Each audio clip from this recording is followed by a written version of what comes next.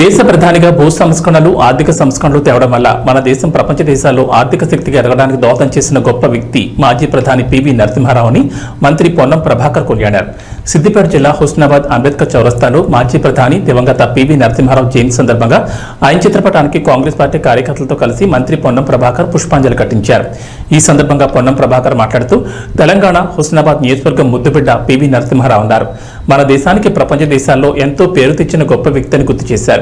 విద్యకు ప్రాధాన్యం ఇచ్చి నవోదయ కేంద్రీయ విద్యాలయాలు తెచ్చి విద్యా వ్యవస్థలో సమూలమైన మార్పులు తీసుకొచ్చారన్నారు. పివి చూపిన మార్గదర్శకంలో కాంగ్రెస్ పార్టీ శ్రేణులమంతా నడవాలని కోరుకుంటున్నట్లు పేర్కొన్నారు.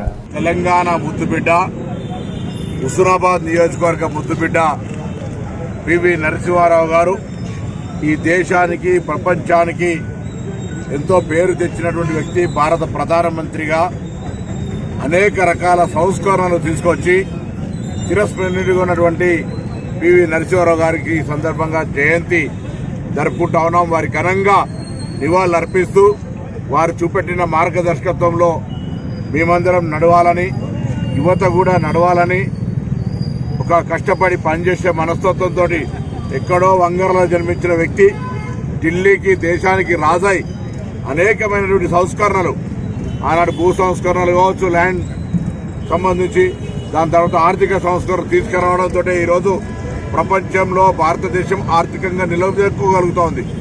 ఆనాడు నవోదయ విద్యాలయాలు తీసుకొచ్చి ఒక విద్యా వ్యవస్థలో సమూలమైనటువంటి హెచ్ఆర్డీ మినిస్ట్రీని ఏర్పాటు చేసి ఒక సమూలమైన మార్పు తీసుకొచ్చినటువంటి వ్యక్తి. కేంద్రీయ విద్యాలయాలు కావచ్చు, ఇటువంటి విధానాలు తీసుకొచ్చి విద్యా ప్రాధాన్యతను చెప్పినటువంటి వ్యక్తి. అందుకే పివి నరసింహారావు గారిని ఈరోజు యువత విద్యార్థులందరూ కూడా ఒక స్ఫూర్తిగా తీసుకోవాలి. వారు ఈ ప్రాంత బిడ్డగా, తెలంగాణ బిడ్డగా, ఆంధ్రప్రదేశ్ ముఖ్యమంత్రిగా, దేశ ప్రధానిగా చేసిన సేవలని సందర్భంగా జ్ఞాపకం చేసుకుంటూ వారికి ఈ జయంతి సందర్భంగా ఘనంగా హుస్నాబాద్ కాంగ్రెస్ నియోజకవర్గ పక్షాన ఘనంగా నివాళులు అర్పిస్తా ఉన్నాం.